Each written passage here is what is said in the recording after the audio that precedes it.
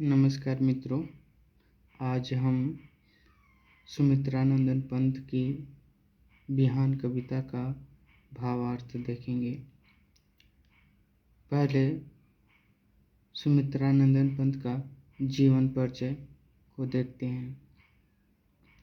छायावादी कवि सुमित्रानंदन पंत जी का जन्म उत्तराखंड के अल्मोड़ा जनपद के कौसानी ग्राम में 20 मई 1900 ईस्वी को हुआ था। जन्म के 6 घंटे पश्चात ही उनकी माता का निधन हो गया। पालन पोषण दादी ने किया। इनका मूल नाम गोसाई दत्त है। आपकी प्रारंभिक शिक्षा अल्मोड़ा में ही हुई।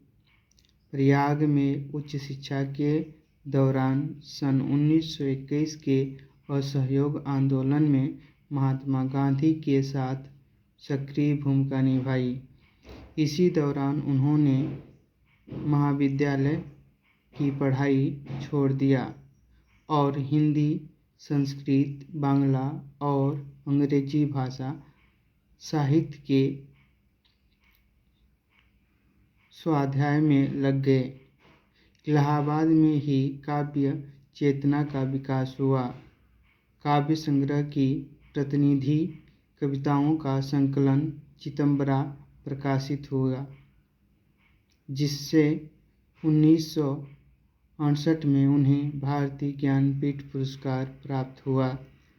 1960 ईस्वी में कल्ला और बूढ़ा चांद काव्य संग्रह के साहित्य अकादमी पुरस्कार प्राप्त हुआ। 1964 ईस्वी में विशाल महाकाव्य लोकायतन का प्रकाशन हुआ। वह जीवन पर्यंत रचना करते रहे। उनकी मृत्यु 28 दिसंबर सन 1977 को हुई थी।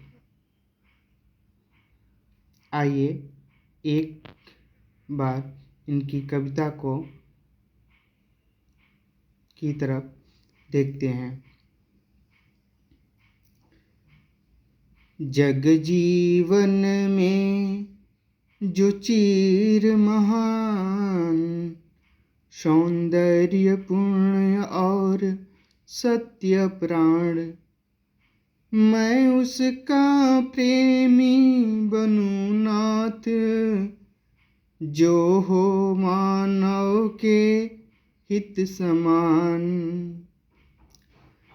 जिससे जीवन में मिले शक्ति, छूटे भय संशय अंधभक्ति, मैं वह प्रकाश बन सकूं नाथ। मिल जाए जिसमें अखिल व्यक्ति, पाकर प्रभु तुमसे अमर दान, करके मानव का परित्राण, ला सकूं विश्व में एक बार, फिर से नवजीवन का बिहान, फिर से नवजीवन का बिहान। आइए इसमें कठिन शब्दों की तरफ देखते हैं। विहान। विहान का अर्थ होता है सवेरा। चीर। चीर का अर्थ होता है सदा या अमर। सौंदर्य मतलब सुंदरता। नाथ मतलब ईश्वर। संशय मतलब संदेह या शक। अखिल मतलब संपूर्ण या सारा। परित्राण मतलब पूर्ण रक्षा। नवजीवन मतलब नया जीवन या नई चेतना।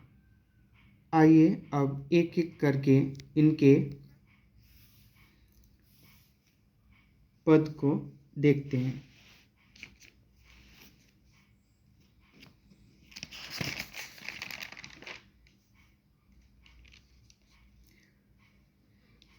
पहले पद में इन्होंने की व्याख्या की है। प्रस्तुत पंक्ति में कवि सुमित्रा नंदन पंत जी ईश्वर के से प्रार्थना करते हैं। कवि कहता है कि हे प्रभु, मैं केवल उन गुणों से प्रेम करूं जो इस संसार के जीवन में सदा मनुष्य का कल्याण करने वाला हो। संसार रूपी जीवन में जो बहुत समय तक रहने वाला हो, जो सौंदर्य से परिपूर्ण और जिसके हृदय में सत्य हो, मैं उसी से प्रेम करना चाहता हूँ। दूसरा पद देखिए,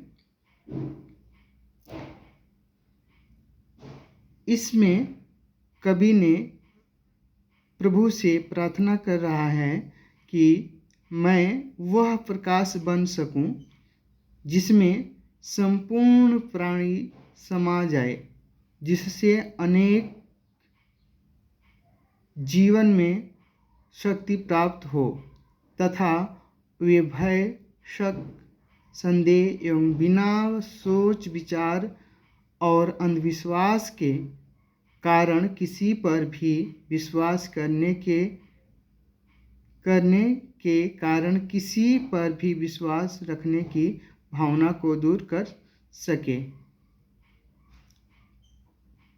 तीसरा पद में कवि कह रहे हैं कि हे प्रभु, हे ईश्वर, तुझसे संसार के मानवता की संपूर्ण रक्षा करने का अमरदान प्राप्त कर मैं धन्य हो गया।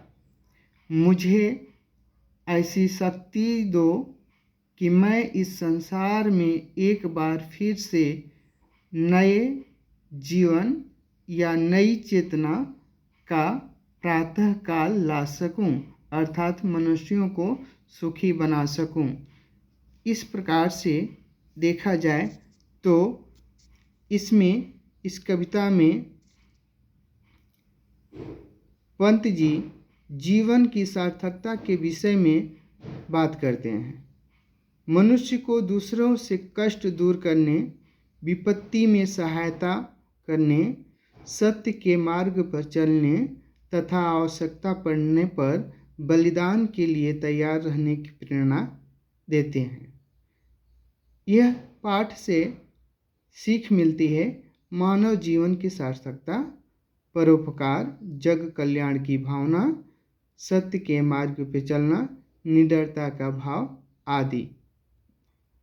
जय हिंद, वंदे मातरम।